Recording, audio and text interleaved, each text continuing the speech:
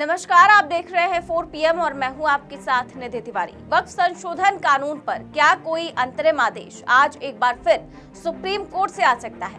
इसकी अटकलें बहुत तेज हो गई हैं, क्योंकि वक्फ संशोधन अधिनियम को चुनौती देने वाली कई याचिकाओं पर सुप्रीम कोर्ट में कल सुनवाई हुई और कल कोर्ट में सुनवाई करते हुए याचिकाकर्ताओं की तमाम दलीलें सुनी गई और याचिकाकर्ताओं के वकील से तमाम सवाल भी किए गए, लेकिन कोर्ट इस नतीजे पर नहीं पहुंच पाया कि याचिकाकर्ताओं को किसी तरह की कोई अंतरिम राहत मिल जाए। इसीलिए आज कोर्ट सरकार का पक्ष सुनेगा। सुनवाई शुरू हो चुकी है। सरकार की तरफ से सॉलिसिटर जनरल तुषार मेहता सरकार का पक्ष रख रहे हैं, दलीलें रख रहे हैं और आज उम्मीद जताई जा रही है कि आज उस पर सुप्रीम कोर्ट कोई बड़ा फैसला दे सकता है।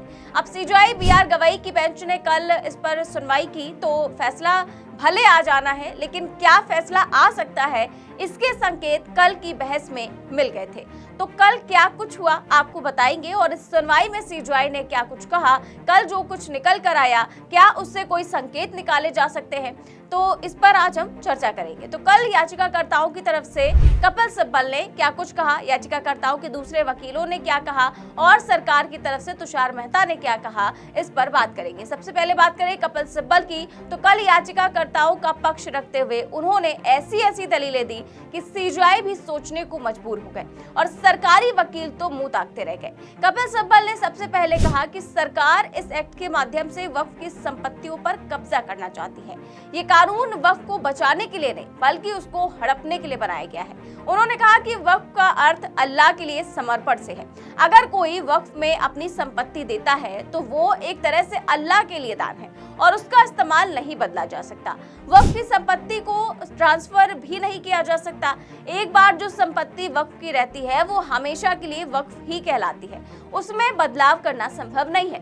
सिब्बल ने इस एक्ट को गलत ठहराते हुए कहा कि इसे ये कहते हुए लाया गया है कि वक्फ का इससे संरक्षण होगा, लेकिन इससे तो कब्जा होगा। इस कानून को ऐसे तैयार किया गया है कि बिना किसी प्रक्रिया के ही वक्फ की संपत्ति को हासिल किया जा सके। कोई संपत्ति वक्फ की है या फिर नहीं है ये तय करने वाला एक सरकारी अधिकारी होगा और अगर वो फैसला इधर उधर कर दे तो वक्फ संपत्ति पर विवाद हो सकता है। उन्होंने कहा कि वक्फ तो अल्लाह के प्रति एक समर्पण है, इसे किसी और को ट्रांसफर नहीं किया जा सकता। वहीं सुप्रीम कोर्ट के सामने दलीलें रखते हुए कपिल सिब्बल ने यह भी तर्क दिया कि यहाँ मंदिरों की तरह चढ़ावा नहीं होता, वक्फ संपत्ति से जो आय होती है उससे ही मस्जिद का मैनेजमेंट होता है। सिब्बल की इस दलील पर चीफ जस्टिस गवई ने कहा कि मैं तो दरगाह पर गया हूँ, वहाँ तो चढ़ावा चढ़ता है। इस पर सिब्बल ने जवाब दिया कि दरगाह पर चढ़ावा आता है, लेकिन दरगाह और मस्जिद दोनों अलग अलग है। इसके बाद सिब्बल ने वक्फ संपत्तियों के रजिस्ट्रेशन को जरूरी करने पर आपत्ति जताते हुए कहा कि 100-200 साल पुराने वक्फ के कागजात कहां से आएंगे। तो सीजेआई गवई ने उनसे पूछा कि क्या पहले से वक्फ कानून में रजिस्ट्रेशन का कोई प्रावधान नहीं था। तो सिब्बल ने बताया कि रजिस्ट्रेशन का प्रावधान था लेकिन उसका कोई परिणाम नहीं था, यानी कि संपत्ति वक्फ की ही मानी जाएगी। ज्यादा से ज्यादा व्यवस्था ये थी कि रजिस्ट्रेशन न करवाने वाले मुतवल्ली को हटा दिया जाए, लेकिन अब तो संपत्ति ही वक्फ की नहीं मानी जाएगी। सीजेआई गवई ने उनकी इस आपत्ति को नोट कर लिया। इसके अलावा बहस के दौरान खजुराहो के मंदिर का भी जिक्र हुआ। जी हाँ, दरअसल केस की सुनवाई के दौरान कपिल सिब्बल ने एक दलील प्राचीन स्थलों को लेकर दी। उन्होंने कहा कि कुछ ऐसे ऐतिहासिक स्मारक हैं जिन्हें पहले सरकार अपने नियंत्रण में ले लेती थी, तब भी उनका वक्फ का दर्जा खत्म नहीं होता था। अब यदि वक्फ संपत्ति को स्मारक का दर्जा मिलेगा तो उसे वक्फ नहीं माना जाएगा। फिर एक बार वक्फ का दर्जा समाप्त हो जाएगा तो लोगों को प्रार्थना करने से रोक दिया जाएगा। इस तरह स्वतंत्रता के साथ उपासना करने का अधिकार भी प्रभावित होगा। इस दलील पर चीफ जस्टिस BR गवई ने कहा कि ऐसा तो नहीं है कि सरकारी नियंत्रण में जाने से उपासना का अधिकार ही प्रभावित होगा।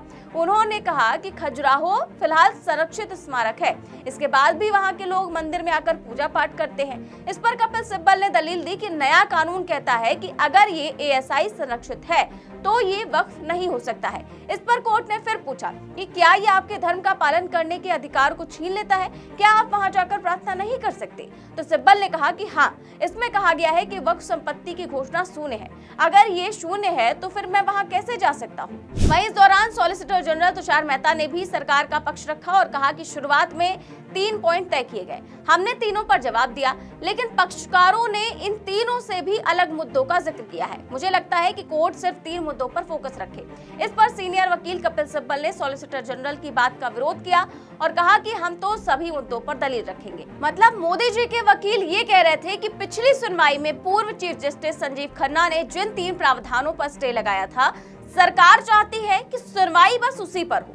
लेकिन कपिल सिब्बल ने कहा कि हमें तो पूरे के पूरे कानून से ही ऐतराज है, हम सभी मुद्दों पर बहस करना चाहते हैं। वहीं सीजेआई बीआर गवई की तरफ से कल कहा गया कि आमतौर पर धारणा है कि संसद से जो कानून पास किए जाते हैं वो संवैधानिक होते हैं।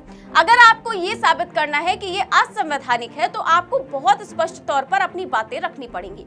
तो इस मामले में कल पूरा दिन जोरदार बहस चली। कल कपिल सिब्बल ने याचिकाकर्ताओं की तरफ से पक्ष रखा और आज सुप्रीम कोर्ट सरकार का पक्ष सुनेगा। उसके बाद फैसला आज ही आ जाएगा, ये तो अभी नहीं कह सकते, लेकिन आज कुछ ना कुछ तस्वीर साफ होती हुई जरूर नजर आएगी। लेकिन वक्त पर जब भी फैसला आएगा वो फैसला भारत की राजनीति के लिए बहुत अहम होगा कि देश की राजनीति आखिरकार किस दिशा में आगे बढ़ेगी। वहीं आपको बता दें कि इस पूरे मामले पर अभी तक जो सुनवाई हुई है वो बहुत लंबी सुनवाई नहीं हुई है। इससे पहले पूर्व सीजेआई संजीव खन्ना ने सुनवाई की थी तो पहले दिन ही कोर्ट अंतरिम आदेश देने को तैयार था, लेकिन सरकारी वकील ने रोक दिया और कोर्ट को और कहा कि हमें 1 दिन का वक्त दीजिए। अगले दिन फिर से सुनवाई हुई और कुछ घंटे की सुनवाई के बाद उस वक्त के सीजेआई संजीव खन्ना ने बाकायदा 3 अंतरिम आदेश दे दिए और उन 3 ऐसे प्रावधान थे जिन पर विवाद था, उन पर अंतरिम रोक लगा दी थी। और उस रोक के बाद सरकार ने भी कहा था कि जब तक आगे मामला सुनवाई के लिए नहीं जाता तब तक हम इस पर रोक बरकरार रखेंगे। इसके बाद सीजेआई के तौर पर जस्टिस गवई आए। जस्टिस गवई ने 15 तारीख को इस पर सुनवाई की और कल 20 तारीख को एक बार फिर सुनवाई हुई और आज इस पर सुनवाई चल ही रही है। तो देखते हैं क्या कुछ फैसला आता है। फिलहाल इस खबर में बस इतना ही। देश और दुनिया की तमाम बड़ी खबरें जानने के लिए देखते रहिए 4 PM न्यूज नेटवर्क। नमस्कार।